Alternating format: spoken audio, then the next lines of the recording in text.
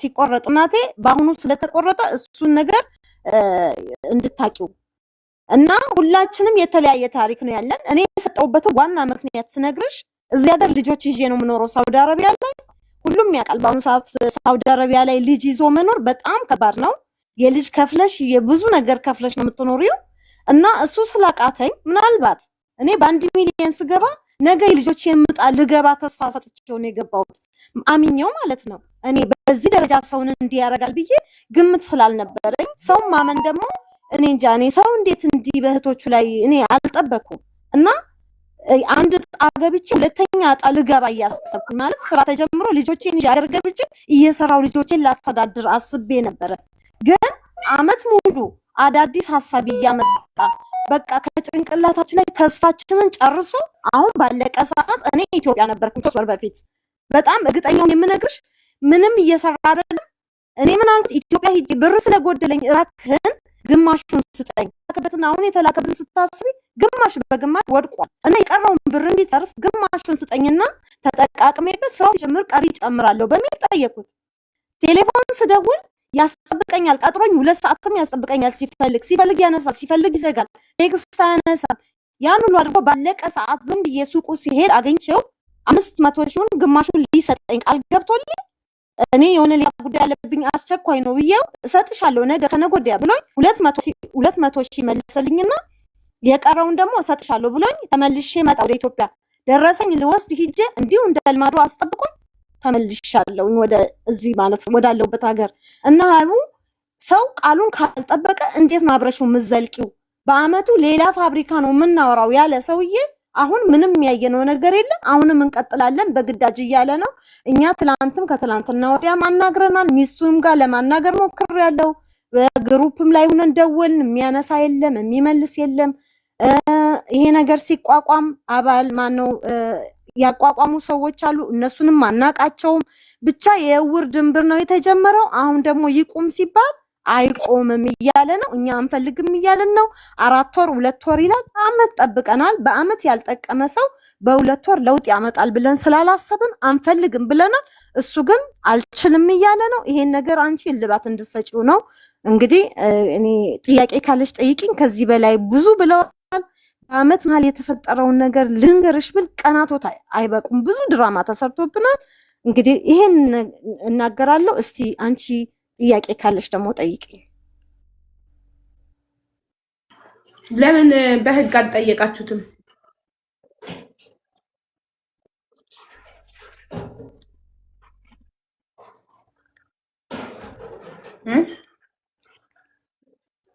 ይሰማል?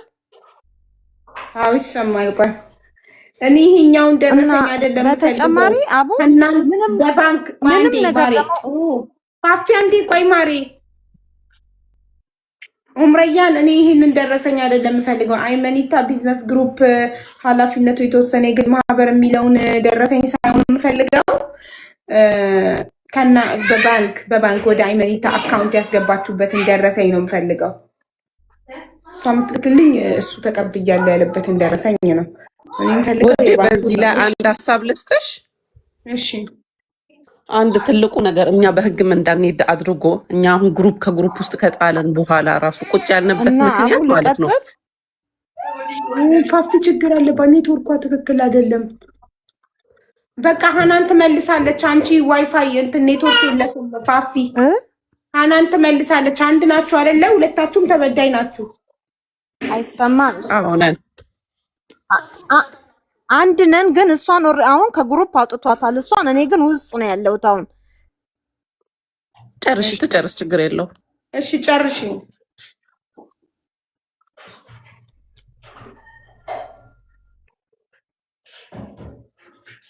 ፋፊ እድሉን ሰተንሻል እንድትናገሪ መናገር የምትፈልግ እና አሁን እሱ ብሩን መመለስ ስለማይፈልግ እኛ 2 ወር ጭማሪ ጠብቁም ብሎ አሁን አንቺ ጋር ቢገባም ታውቂዋለሽ እሱ የሚናገረው የሌለ ወሬ እኛ ያልፈጠርነውን የሚያወራው እና እኛ ይሄንን ሰውዬ ህግ ጋም ሳናደርስ አንቺም ጋር ሳናመጣ ለምነነዋል። እኔ በግሌ እባክህን እኛ አሁን ያለንን ሁሉ ነው የሰጠ። በራሳችን ስም አላስገባንም፣ በሌላ ሰው ስም ብር ነው የገባው። ስለዚህ በሌላ ሰው ስም የገባ ሰው የኛ ስም ደግሞ እሷ የተመዘገበው በትክክለኛው ነው። ይሄ ሰው ምናችንን ቀርበን የኛ ስም ያሌለበት ስሊፕ የባንክ ስሊፕ ይዘን እኛንን ብሩን ያስገባ ነው ማለት አንችልም። ከዛ ሰው ጋር ተስማምታችሁ ያስገባላችሁ እናንተ እንዲያስገባ ትዕዛዝ የሰጣችሁበት ማስረጃ እኔ አንድ ሰው በካሽ ሰጥቼው ገንዘብ ከሱ አካውንት እንዲያስገባልኝ ተጠየቅኩትና ያ ሰው ካስገባልኝ ያ ሰው የሚሰጠው ቃል ለእኔ ማስረጃ ይሆነኛል። አብሮኝ ይሄዳል ፍርድ ቤት። ምን ችግር አለ? ለሌባ ልብ መስጠት እኮ የለብሽም አንቺ። ልክ ነሽ። ይሄ ግን በአካል እዛ ላለ ሰው ነው አይደለ? እኛ እዚህ ሆነን አይደለው። ኢትዮጵያ ውስጥ ያላችሁ ሰዎች ለቤተሰቦቻችሁ ውክልና ስጡ። ለቤተሰቦቻችን ውክልና ያለው ሰው ያገኘ ብለን አገናኝ ነው። አሁን ለምሳሌ እኔ ማለት ነው በጣም ጨቅጭቄው ይኸው ብራና አለው ለሱ ስጠው ብለን አገናኝ ነው። ከተገናኙ ብራቸውን መልስላቸው። እንዴት እንደዚህ በሴቶች ትጫወታለህ? እንዴት ፒኤልሲ ብለህ ዚግ አካውንት ብለህ ዋሽተህ እንዲህ የግልህን ስራ ትሰራበታለህ ምናምን ብሎ ተቆጥቶት መክሮት እሺ ወንድሜ ምናምን ብሎ ብራዘሬን ተቀበለ። ከአንድ ወር በኋላ ጊዜ ስጠኝ። እነሱም ደግሞ ግሩፕ እየገቡ ሴቶችን እኔ ያኔ ከግሩፕ ስላወጣን ከዚህ ከስር ሰዎችን እያናገርኳቸው ነበር። ምን እያደረጋችሁ ነው? ስራ ላይ ናችሁ? እኛን እኮ ብራችንን ሳይመልስ አወጣን፣ እወቁ። እናንተም ግሩፕ ውስጥ ያላችሁ ሰዎች ናቸው፣ ነገ በእናንተ ይደርሳል እያልኩኝ ከስር እያወሯቸው ስለነበረ ንገሩኝ አልኩኝና ከዛ ይሄን በማድረጌ ደግሞ ተናዷል። ሰዋነ ግሩፕ ላይ ሴቶችን አነሳሳችብኝ ምናምን ነገር ብሎ ይሄኛውን ስነስርዓት እንድትይዝ አስይዘለን ግሩፕ እየገቡ እንዳይበጠብጡብኝ ስራ የሚፈልጉ ሰው ብሎ ወንድሜን እሺ ችግር የለውም አንተ ብር ካወር በኋላ መልስልኝ፣ እኔ እነሱን አስቆማለሁ፣ ምንም ከአንተ ጋር ካሁን በኋላ ኮንታክት አይኖራችሁም ተብለን ከአንድ ወር በኋላ ተቀጣጠርን። ይሄ ማለት ያለፈ አመት አምና ከረመዳን በፊት ነው። ከአንድ ወር በኋላ ቻይና ሄዳለው 15 ቀን የቀረኝ ምናምን ያለው ውሸት ሆኖ ከዛ በኋላ ከቀጠሩት ቀናቶች በኋላ ቆይቶ ነው ቻይና ሄደው። ቻይና ሄደውም ለምን እንደሆነ አላቅም፣ ለእኛ አላሳየንም። ወንድሜ ከዛ ሲመለስ አንድ ወር የተሰጠው እኔ ራሴ ደውልልሃለሁ ያለው ሰውዬ ወንድሜ ራሱ ፈልጎት ወደ 2 ወር አካባቢ መልሶ ደወለለት። እንዲቀጥረኸኝ የታለክ ብር አልመለስክም ምን ሆነክ ነው? የእነ አብዱላሴ የእነ ሀናን ጉዳይ እነሱን ጉዳይ እኮ ከእነሱ ጋር አውርተን ጨርሰናል ወንድሜ ብሎ ስልኩን ዘጋበት። ከዛ ብራዘር ወደዚህ ተመልሶ እንዲ አውርታችሁታል? አረ ሰላም አለይኩም ብንለው ማይመልስልን ሰውዬ እኛ ከዛ ቀን በኋላ አውርተነው አናውቅም። እንዴት ይሄን ያክል ውሸት ብለን ገባንና ግሩፕ ላይ ተናገርኩኝ ለልጆቹ ለነሳዱ እንዲህ ብሎን እኮ እስቲ ብራችንን ጣብዩ ቁልን እናንተም ግሩፕ ላይ ያላችሁ ሰዎች ነን ብለን ብንላቸው ግሩፕ ላይ ሄዶ እንዴት ግሩፕ ላይ ያወጣሃቸውን ሰው ብራቸውን አልመለስክላቸውም ወይ ደግሞ ከግሩፑ አልሆኑም ወይ ወደ ግሩፑ መልሳቸው ወይ ብራቸውን መልስላቸው፣ ብራቸውን ሳሰጣቸው እንዴት ታወጣቸዋለህ ሲላቸው ወይ እነሱ እኮ ሼራቸውን ገዝቼ ብሩ መልሼላቸዋለሁ ራሴ ገዝቻለሁ ብሎ ይሄም ያክል ውሸት ማለት ነው። ይኸው እዚህ ላይ ያለው ግሩፑ ላይ ያለው ሰው ሁላ ይመሰክራል። ይሄንን እኔ ከነሱ ማገኘው መረጃ ነው። እኛና አይመን ሳንገናኝ ቆይተናል። በምንም አይነት ልንገናኝ አንችልም። ስልካችንን አያነሳም። ብራዘር ስልክ እየቀያየረ ይደውልለታል፣ አያነሳም። ከባለቤት ስራ አያነሳም። በምንም የህዝብ ዕዳ ማለት ይሄ ሁሉ 10 ሚሊዮን የእናንተን የመዳም ቅመሞች የአረብ ሀገር ሴቶች ዕዳ ተሸክሞ መዝናናት፣ ትዳርን መቀጠል፣ መውለድ፣ ህይወትን መምራት እንዴት ይቻላል? ማለት እንዴት ሰው እንቅልፍ ይወስደዋል? እኔ ትንግርት እናቴ ወኔ አይምሰልሽ። በቃ ከሱ ውጭ አዋቂ የለም፣ ከሱ ውጭ የህግ ሰው የለም። እኛ እናቴ ባለቤቴን እኛ ብር መልስልን አንፈልግም፣ ሌላ ስራ እንሰራበታለን፣ አገር ቤት ሄደን ከዚህ በዚህ እኛ መንቀሳቀስ እንደምንችል እናውቃለን። ባለቤቱ ታውቃለች፣ ይሄንን ታውቃለች። እኔ ከሳምንት በፊት ባለቤቱ አናገርኩኝ፣ ስልኳን አስልኬ በውስጥ ደውዬ ሳናግራት ባለቤቱን ሳናግራት ስለ እናንተ ብር የእናንተ ብር ተመላሹ ነው አደለ አለችኝ። አዎ የእናንተን ብር ከ20 ቀን በፊት ራሱ አውርቼ የእነሱ ብር ብለን መልስላቸዋለሁ ሲል ነበረ። የእነሱ ተመላሽ ነው ብለዋል እና ይመልስላቸዋል። እምቢ እኮ አልተባላችሁም፣ አልተካዳችሁም እየተባለን ማለት ነው። አመት ደረሰን። አሁንም ግሩፕ ላይ እያላቸው ያለው 2 ወር ነው የሚላቸው። ምንም እምነት ያሌለው ቃል ማለት ነው። ስለዚህ እየዋሸን ነው። እሱ ብሩን እየሰራበት ነው። እኛ እዚህ ብራችንን አጎልተን እየተቸገርን ነው እና ብራችን እየሞተ ነው። የዛሬ ዓመት ብር ያስገባንበት ብርና ዛሬ እኛ ጋር እጥፍ ነው። ማናችሁም ታውቃላችሁ ዶላር ምን ያህል እንደጨመረ እና ይሄን ያክል ውሸቱ የላቀ ነው። እኛ እንደዛ ብለን ከግሩፑ ስንል ባለቤቴን ከግሩፑ ሲያወጣ ሚስቱ እንደሆንኩ አያውቅም ነበር። ግሩፕ ውስጥ እኔ እያለው ሰላይ ነው እንዲህ ብሎ እኮ እንደዚህ ከኔ ኢንፎርሜሽን ወስዶ እኮ እንዲህ አድርጎ ብሎ በሰላይነት ግሩፕ ላይ ስሙን ሲያጠፋ ነበረ። ትንሽ የሆነ ጥያቄ ስትጠይቅ የእኔም ባለቤት ስም ማለት ነው ሰላይ ምናምን፣ ይሄ ቢዝነስ ነው፣ የመንግስት ተቋም አይደለም። ምንድን ነው ስለላን ምን አመጣው እንጂ የስራ ሰዎች አልነበሩም። ከበፊቱ ራሱ ከባለቤቴ ጋር ቁጭ ብዬ እንደዚህ እያወራን ነበር ብሎ ስማችንን ኮፒ አድርገው ሊጀምሩ ነው። አዎ ምንድነው ቢዝነሱ ኮፒ የሚደረገው? ምንድነው? ምንም አላየንም። ልናመርት ነው ቦንዳ፣ ምን ልናመርት ነው? በ1 ሚሊዮን ምን እንሰራለን እኛ? እሱ በቃ ለስለላ ነው የገባችሁት። የሆነ ሰው ከዚህ በፊትም መጀመሪያ ላይም ለስለላ የገቡ ሰዎች አሉ። ስለ ስለላ በጣም ነው የሚያወራው። ለስለላ ነው የገቡት፣ ለስለላ የገቡት ሰዎች አሉ እያለን በጨረሻ ላይ ጥያቄ የጠየቀ ሰው በህግ በስትክክል የሆነ ቀጥ ያለ ትክክለኛ ጥያቄ ስትጠይቂው ስታጨናንቂው የሚያደርግሽ ነገር ከግሩፕ ያለን ያወጣል፣ መልስሽን አይመልስም። ትንሽ ስትተቺውና ስትቆጪው ያንን ነገር ለመመለስ በቁጣ ይመጣል። እንዴት እንዲህ ታደርጋላችሁ? አሁን ባለፈው ግሩፕ ላይ ሆስ ቮይሱ ሲልኩልኝ እንዲህ ብለህ እንዴት ትዋሻለህ? እኛ ብራችንን ነው የምንፈልገው ብሎ በግሩፕ ሆይ ብሎ ሲነሱ የፈለጋችሁበት ቦታ ሂዱ ብሎ ዝቷል። ምንም ማንም ህግ የሚጠይቀኝ የለም፣ ምንም እፈራው የለም፣ እኔ ከአላህ ውጭ ምንም አልፈራም ብሏል። እኔ ብራችሁ ሰጣችኋለሁ። አላህ ከህግም ከምንም በላይ እኮ ነው። አላህን ከምንም በላይ ነው። ሀቅ ይወስዳል። እንግዲያውስ እንደምትሰሚ የኛ ብር ተበልቷል ብለን ቁጭ ብለን እያለቀሰን ከትላንት ወዲያ ግሩፕ ላይ ገብታ አንዷ ተቀላቅላ ወላሂ እሷ ህይወቷን ስታወራ ማለት ነው ምን ውስጥ ነው የገባ ነው ያለው። ይሄ ሰውዬ የቲምን ብር እየበላ ማለት ነው። የቲም ማለት ታሪኳን ከነገረችው በኋላ እችን ልጅ እንደውም ወደ ግሩፕ ራሱ ማስመለስ የለባትም። የእሷን ብር እሰራበታለሁ ብሎ ራሱ በራሱ አምኖ መቀበል የለበትም። የቲም ብር እንግዲያውስ ሁላችሁም በእምነታችሁ ታውቃላችሁ፣ በእኛ በእስልምና በጣም ከባድ ነው። እሺ እኔ ግን ሳስበው ሚስቱ የምታውቅ አይመስል። የትኛዋ ሚስት ባሏ የሰው ሀቅ የሰው ላብ ልጆቿን እንዲያበላባት ትፈቅዳለች ብዬ አላስብም። ለልጆቿ ለነገ በሽታ አደጋ ብዙ ነገር ትፈራለች። የሰው ሀቅ በሽታ አደጋ የተለያየ ነገርን ያመጣል፣ ሙሲባን ያመጣል። እና የትኛው ሚስት ልጆቿ የሰው ላብ የሰው ሀቅ እንዲበሉባት ልቦኗ እያወቀ ትፈቅዳለች ብዬ አላስብም። ስለዚህ ሚስቱ ታውቃለች ብዬ አላስብም። አንቺ ሚስቱ ታውቃለች አልሽ። እንዴት አወቅሽ ሚስቱ እንደምታውቅ? ትክክል ነው። እኔም ሙሉ ለሙሉ ሚስቱ ታውቃለች አልሽም፣ ግን አናግሬያታለሁ እያልኩሽ ነው። ከሳምንት በፊት አውርቻት እሺ አይመኒታ ብራችንን አልመለሰልንም ወይ ከግሩፑ አይደለንም፣ ሪሲታችንም እንዳልተሰጠን ታውቂያለሽ። ይህንን ነገር አንቺም ባለቤቱ እየሆንሽ ዝም ብለሽ ወይ ኖርሽ ወይ ስላት፣ እኛ እኮ ባለፈው ቅርብ ጊዜ ራሱ አውርተን ስለነሱ የነሱ ብር እንዴት ሆነ ተብሎ አይ የነሱ ብር ተመላሽ ነው ብሎኝ እንዲህ ብለን ሁላ ስናወራ ነበረ። አልተረሳም የናንተ ብርም አለች። በመልሽ ያለው ብሎ ግሩፑ ላይ እያስዋሻ አይደለም ወይ? እኛ ደግሞ ስንደውልለት የእኛን ስልክ አያነሳም፣ የወንድሜን ስልክ አያነሳም።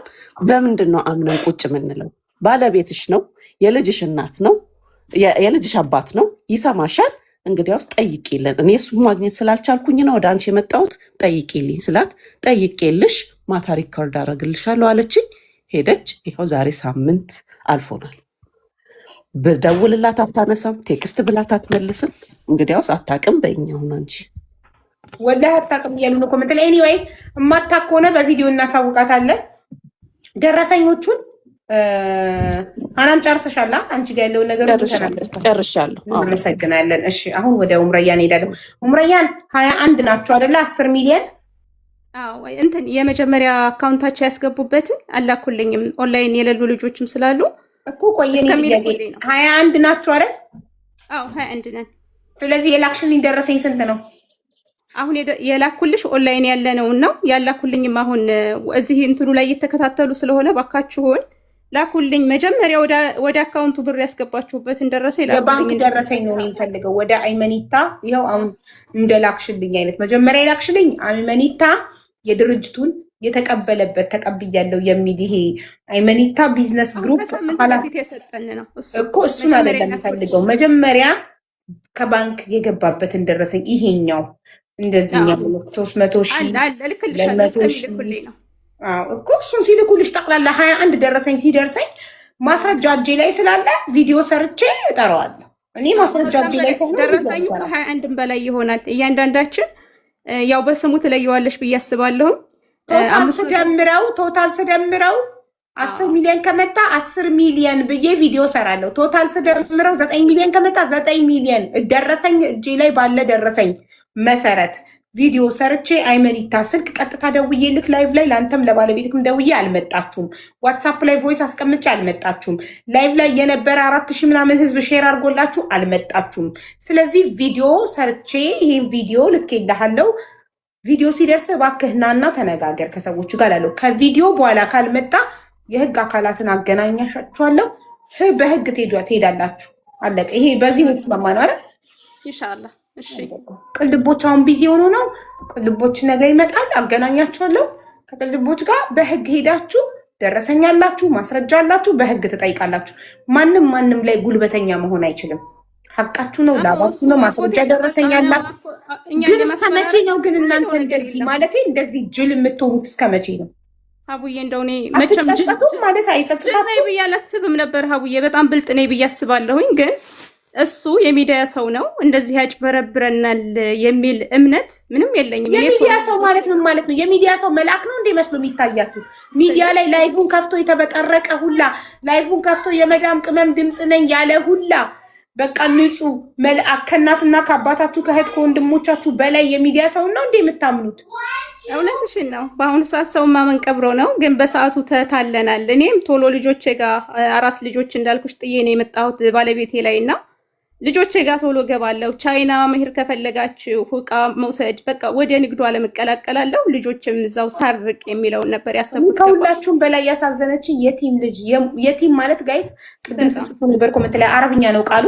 የሙት ልጅ የምታሳድግ ባሏ ሞቶባት ለብቻ ልጅ የምታሳድግ ለብቻዋ ባሏ ሞቶባት ልጅ ጥሎባት ሞቶ ልጅ የምታሳድግ እናት ከሷ አሁን ተጨክኖ ገንዘብ ይበላል። የሁሉንም ታሪክ ብትሰሚው ሁሉም ህመም አለው። ልነግርሽ አልችልም። የሁላችንንም ታሪክ ስናወራ ያው የእሷ የበለጠ የቲም ልጅ እዛ በዚህ ኑሮ ውድነት አገርን አይቼዋለሁኝና ከባድ ነው ያላባት ልጆችን ማሳደግና የእሷ ባሰ እንጂ የሁሉንም ታሪክ ብትሰሩበት እናንተ ብራችሁን ከሱ ጋር ድርጅት ከምትሻረካለሁ ብላችሁ ድርጅት ከፍታለሁ ገለመሌ ብሎ ከሚሞሏችሁ ለምንድን ነው የሚላሰው የምታምኑት? ወይሱን ብንልክልሽ እንዴት እንዳሳመነን ወይሱን ብንልክልሽ መጀመሪያ ላይ በቃ የዛሬ ዓመት ስለ ሌሎች በ3 ወር በ6 ወር በቃ እኛ ደመወዝተኛ ሆነን ትርፍ ሊያካፍለን ነበረ። ገባሽ? እኛ ባጭር ጊዜ የዕለት ጉርሳችንን ካገኘን ልጆቻችን ጋር ቤተሰቦቻችን ጋር እንሄዳለን። ሁሉም ስደት የመረረው ነው።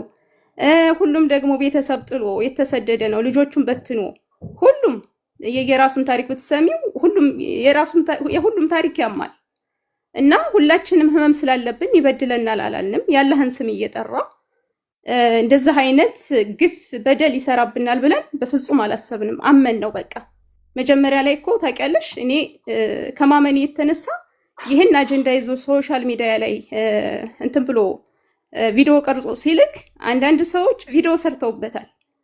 የአረብ ሀገር ሴቶች ተጠንቀቁ አይነት ነገር አይቻለሁ። ገባሽ? አቡ ምቀኝነት አይነት ነገር እንዳይሰራ አይነት ነገር እየመሰለኝ ዝም ብዬ ነው እያየሁ እንዳላየ ያለፍኩት። እነዛን ሰዎች ግን በጣም አደንቃቸዋለሁ ከምልሽ በላይ ማለት ነው። ዋጋለው የዛኔ ምቀኝነት መስሏችሁ ተጠንቀቁ ስትባሉ ብትሰሙና ብትጠነቀቁ ዛሬ ገንዘባችሁ በእጃችሁ ነበር። ገንዘብ አንዴ ከእጅ ከወጣ ያ ሰው ወይ ይታሰራል ወይ ሰርተ ክፈል ይባላል ወይ ድርጅቱ ይታገድበታል። እውነትም ድርጅት ካለው መሬት ላይ የወረደ ምንም መሬት ላይ የወረደ ነገር የለም። በ10 ሚሊዮን ብር ደግሞ ብሩን አጥፍቶት ከሆነ እናንተን 10 ሚሊዮን አጥፍቶት ከሆነ ምን ይደረጋል? ምንም እኮ ይደረጋል። ወይ ይታሰራል ወይ ሰርተ ክፈል ይባላል። ለምን ብራችሁን አትይዙም እናንተ? ተሳሳትን። በጣም ተሸወድን። እኔ እሸወዳለሁ የምል ሴት አልነበርኩም። ከአሁን በፊትም ተሸውጄ አላውቅም። ጠንቃቃ ነኝ ብዬ የማስብ ሴት ነበርኩኝ። ግን የአረብ ሀገር ሴቶች ተቆርቋሪ መስሎ ያንን ትፎዞ ለብሶ በቃ ሸወደኝ። ተሸውጃለሁ። እኔ አሁን የማስተላልፈው መልእክት ምንድነው? በቃ አይደል መልካም መስሎ አዛይ መስሎ የቀረበው ሁሉ ማንንም እኔ ራሴን ሁሉ እስከምጠራጠር ነው የደረስኩት። ማንንም ላላምን ማለት ነውና ሌሎች እኛም መሰል እህቶቻችንም ጥንቃቄ እንዳደርጉ በእኛ የደረሰ በእነሱ እንዳይደርስ ማንንም ሶሻል ሚዲያ ላይ ወጥቶ ቢዝነስ እንስራ አዋጡ የሚላችሁን ማንንም ሰው እንዳታምኑ። ማንንም ሰው ቢዝነስ መስራት ከፈለጋችሁ ከቤተሰቦቻችሁ ጋር ስሩ። ቢበላም ቤተሰብ ይብላው። ባዳ ከሚበላው የሶሻል ሚዲያ ሰው ከሚበላው ማንም ሰው ቢዝነስ እንክፈት፣ አክሲዮን ድርጅት እናቋቁም፣ ገለመሌ ተደራጁ፣ እንደራጅ፣ ገለመሌ አትስሙ። ራሳቸውን ነው የሚያሳድጉበት። እናንተ መጠቀሚያ ነው የምትሆኑት። ራሳቸውን ነው የሚያሳድጉበት። ደግሞ የሚገርመው እኮ ብሩን ከሰበሰበ በኋላ አነጋገሩ ሁሉ ተቀየረ። ጥያቄ ስንጠይቀውም ለጥያቄ ምላሽን መስጠትም አይፈልግም። በቃ የሆነ ተንጠባረረና ጥያቄ ተደጋጋሚ ግሩፕ ላይ መጠየቅ ሲጀምር እነዛ ጥያቄ የሚጠይቁትን ልክ ግሩፑን ሌሎቻችንን የቀሰቀሱ መስሎ ስለታየው እነሱን ከግሩፑ ያስወጣል። እነሱ ገብተው ኢትዮጵያ ውስጥ ድርጅት ይከፍታሉ። በመዳም ቅመም ላብና ደም እነሱ ከኢትዮጵያ ገብተው ደግሞ እኮ ወንዶች ናቸው፣ ሴቶች አይደሉም። ለምን እናንተ ወንድን ነው የምታምኑት? ተቃራኒ ጾታ ነው የምትወዱት የምታምኑት። ሴት ብትሆን አምናችሁ ትሰጡ ነበረ? ሴት ብትሆን ድርጅት እንክፈት ብላ 10 ሚሊዮን ብር ትበላችሁ ነበር? ሴት ብትሆን ለሴትማ አይደማል። ጠንካራ ነው የምናስበው እኛ ገባሽ። እና ደግሞ እሱ ሚዲያ ላይ አዛኝ መስሎ ነው ለአረብ ሀገር ሴቶች ተቆርቋሪ እንደዚሁ በቃ የተቸገሩትን ብዙ ኢንፎርሜሽን ናመደ አለ መጣኛ። ወንድ ሲሆን ትሞታላችሁ። ወንድ ምንም ነገር ሲላችሁ ታምናላችሁ። ሴት ስትነግራችሁ ቅናት ነው ብላችሁ ስለምታስቡ